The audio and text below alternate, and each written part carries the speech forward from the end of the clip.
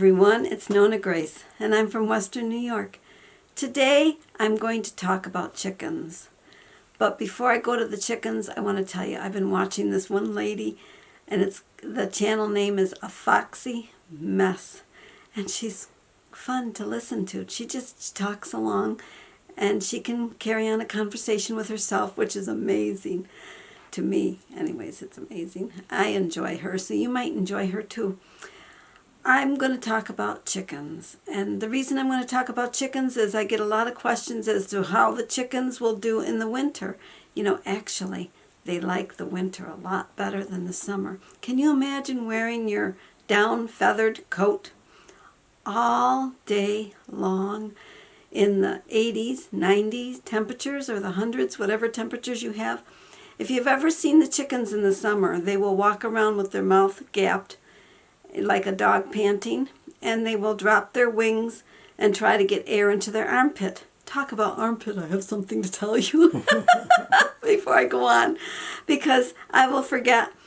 Have you ever put your shirt on, or your top on, or your dress on, or your whatever, and you've gotten deodorant on your clothing? And no matter how you try, you still get that deodorant on there, and it leaves like a white mark. I can tell you how to take it off. You use a pair of knee highs or pantyhose, or this is just a pair of knee highs. These are knee highs. That's all they are. But what you do is you just take them and you rub the spot, and you'd be surprised that deodorant mark will come off. I use this also when I have to brush myself off, because the chickens like to jump on me when I'm feeding them the scratch, and their feet are dusty. And my clothes get dusty, and so I just take it and I just dust myself off. I had Honey Boo Boo was on my shoulder earlier, so there would have been chicken marks up here. And Mr. Brown was on my lap, and so there was chicken marks on my lap. The other ones just eat out of my hand. They haven't jumped up yet, although they could if they wanted to, but it would be a pretty crowded area. Well, anyways, we're going to go to that little video so you can see what I'm telling you about the water situation. So let's go to that little video.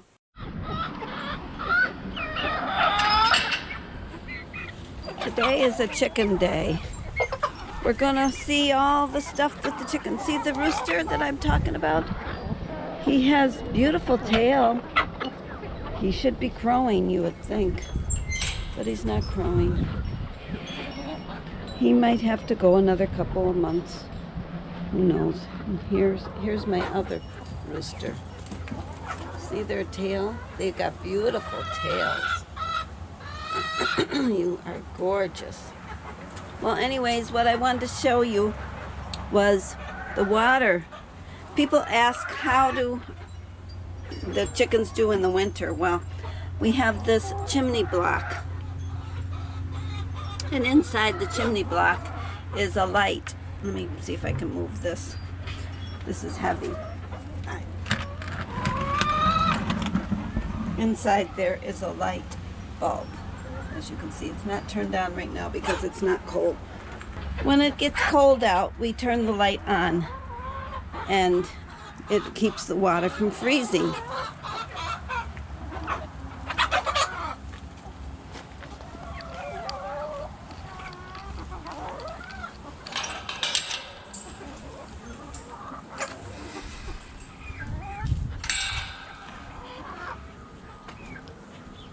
We have a cord that runs to the water, goes down in, and we plug it in over here. And I have this plastic that I put over top. We used to have a thermostatic control thing on it, but for whatever reason it stopped working, so we had to just plug it in.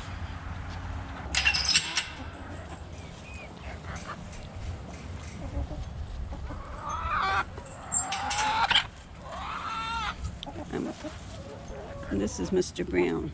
Mr. Brown. I just gave them all scratch, and so they're just checking the ground for more.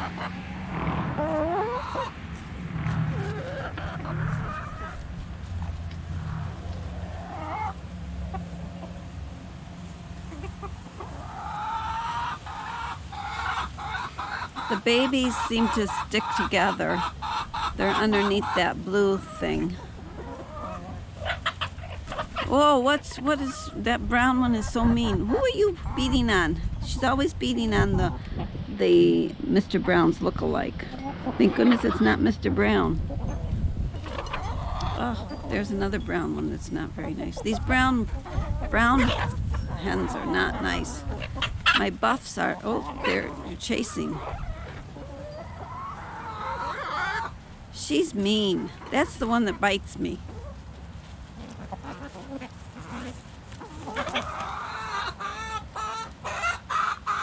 Atta girl, you chase her away.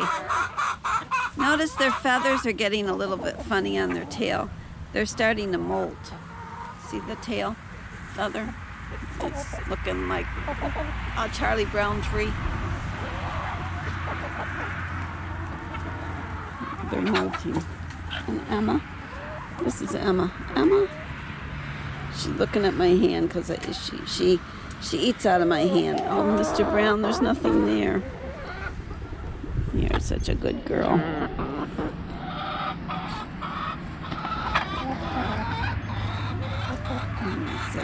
Stay away.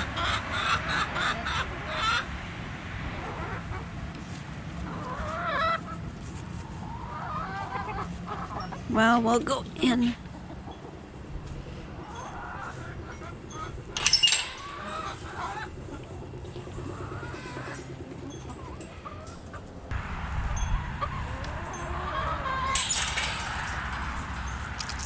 There you go, girls. Whoa, you're between my feet there, honey boo boo. Here, I'm gonna walk down. I had a question. Oh, there you go, girls. Here, let me move along. I had a question about the fence, and so I'm gonna give them some scratch. There they go. About where the fence was and where the fence is. Well, the fence is now, it still goes around the tree.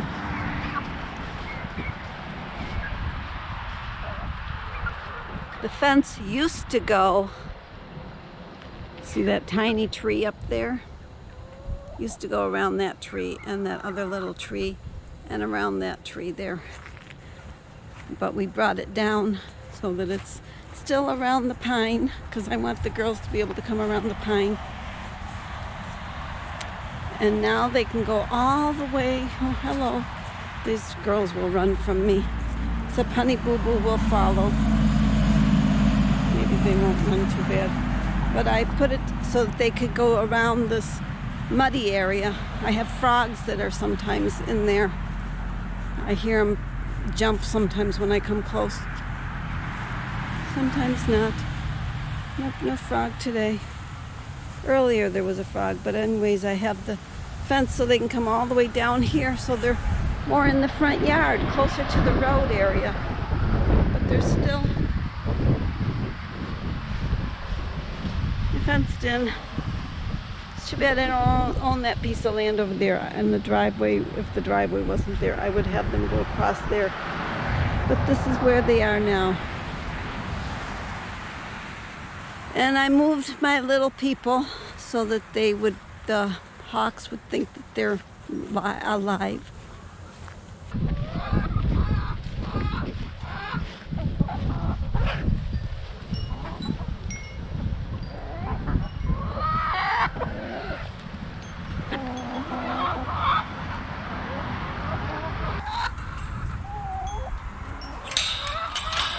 The chickens actually enjoy the winter time better. The only thing they don't like about the winter is when I open their door, if there's no dirt or grass for them to get to, they won't walk in the snow. Some chickens will walk in the snow, but mine are kind of spoiled. They don't want to walk in the snow. They like to be on the dirt or the grass.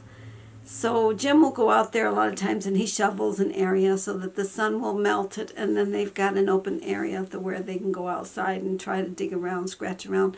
Or they dust bathe inside their enclosed area because they do have dirt in there, and that is actually good and for them. I don't know what I was going to say. It's good and bad is what I was going to say, because it makes it harder for me to clean things up, but yet it's good for them because they like to take their dust bath. I can give you a little update on Emily. Emily goes, "Why are you always talking about me?" And I says, "Well, there's nothing much that happens in my life." So she's my subject, I guess, for now. She's doing well. When I called her today, she was doing her training that she was supposed to do. She was listening to that because she has so much training that she's supposed to do while she's off. Now, for those of you that think she was sick, she was not sick, but because she worked with a girl that was sick and she was in close proximity, they had those that were in near this person had to take the time off and they have to quarantine themselves. So Emily was one of the people, and then there were 2 classrooms that had to be closed down. So all the children and all the teachers and the aides that were in those rooms have to stay home too and be quarantined. And so Emily just happened to be one of them. But so far, so good. So that's, for those of you that weren't familiar with why I was giving Emily updates, well, that's the reason. And I also mentioned that I went and got sugar for her, and the reason is because she's not allowed to leave the house. Well, she can leave the house and go outside in her yard, but she can't go to town. So I had to go and bring her sugar. So that's why that happened. Well, I hope you all had a great day, and I'll see, and the fence area was in this video also, and I'll see you all tomorrow. Bye.